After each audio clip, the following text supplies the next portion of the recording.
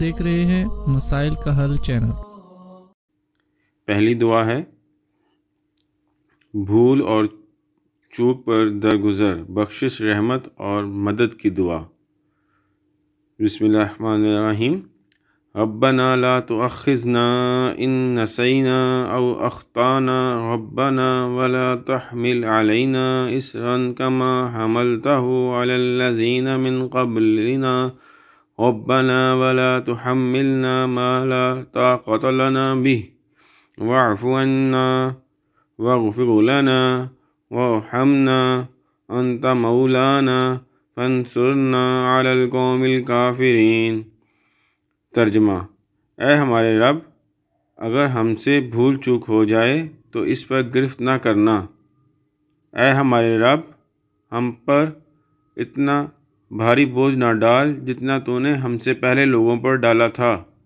اے ہمارے رب، جس بوجھ کو اٹھانے کی ہمیں طاقت نہیں وہ ہم پر نہ ڈال، ہم سے درگزر فرما، ہمیں بخشش دے اور ہم پر رحم فرما۔ تو ہی ہمارا مولا ہے، لہذا کافروں کے مقابلے میں ہماری مدد فرما۔ یہ سورۃ البقرہ کی 286ویں آیت ہے۔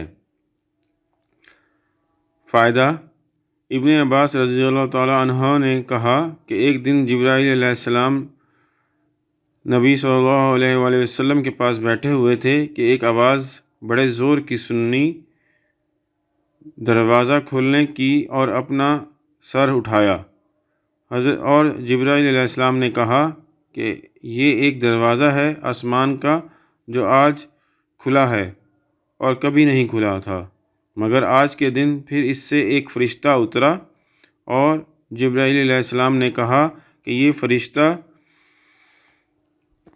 جو زمین پر اترا ہے کبھی نہیں اترا سوائے آج کے، اور اس نے اسلام کیا اور کہا خوشخبری ہو آپ صلی اللہ علیہ وسلم کو دو نوروں کی، ایک آپ صلی اللہ علیہ وسلم کو عنایت ہوئے ہیں اور نبیوں میں سے کسی نبی کو نہیں ملے سوائے آپ صلی اللہ علیہ وسلم کے، ایک سورہ فاتحہ ہے اور دوسری سورہ بقرہ کا خاتمہ، کوئی حرف اس میں سے تم نہ پڑھو گے کہ اس کی مانگی ہوئی چیز تمہیں نہ ملے۔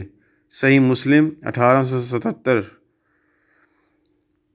رسول اللہ صلی اللہ علیہ وسلم نے فرمایا، جس شخص نے سورہ بقرہ کی آخری دو آیات رات کو پڑھیں تو وہ اس کے لیے کافی ہو جائیں گی۔